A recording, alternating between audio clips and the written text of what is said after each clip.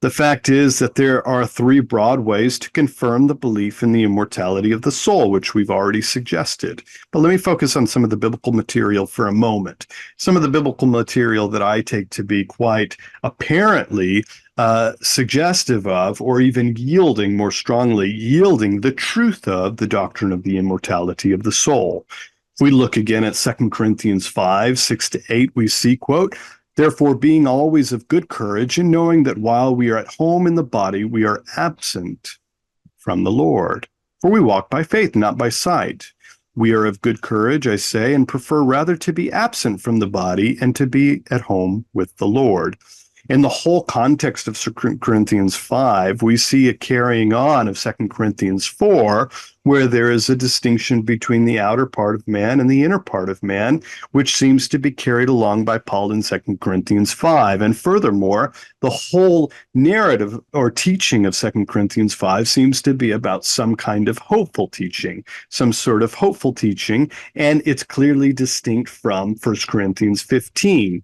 Where in fact, in 2 Corinthians 5, there is a brief echo back to 1 Corinthians 15 regarding the physical resurrection of the body, but it's clearly distinct from the whole context of 2 Corinthians 5, where 2 Corinthians 5 is talking about something different, something about the body or the external part of man that is actually let go, as it were, in like clothes that are taken off. That's the metaphor that Paul uses, where the clothes are actually taken off, and as the clothes are taken off, the inner part of man goes to be in the presence of God. There is something hopeful about that state, even if, in part, there is something to be fearful of in terms of losing one's body.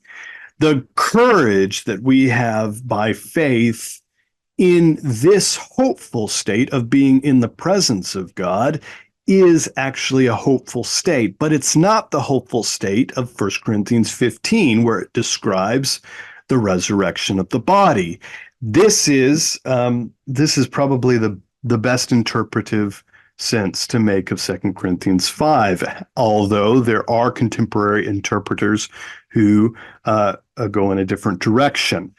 But if you look at the contextual clues, they end up having to muddy the waters in terms of how they interpret 2 Corinthians 5, and it becomes unclear what 2 Corinthians 5 is actually talking about. It doesn't make, in other words, the best sense of 2 Corinthians 5 itself, especially when we take all the contextual clues, all of the data from 2 Corinthians 4, and we compare and contrast this as a hopeful state from 1 Corinthians 15 as the hopeful state of physical resurrection. This is simply a distinct event itself, albeit one that is hopeful and one that is distinct from the physical resurrected body hope.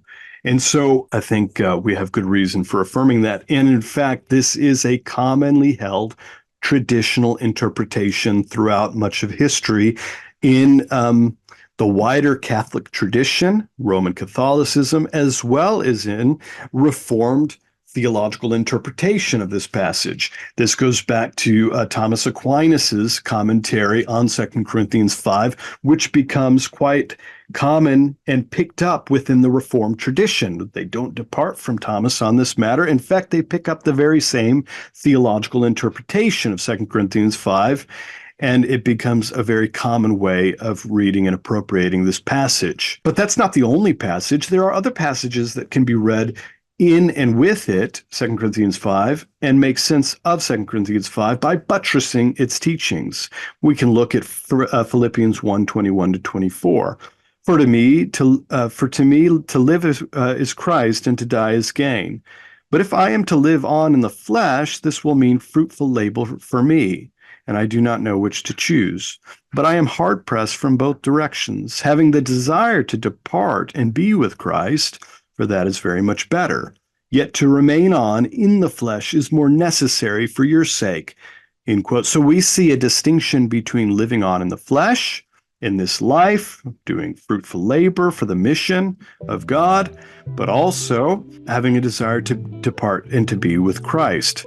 So there's a distinction between living in the flesh and then living on in Christ.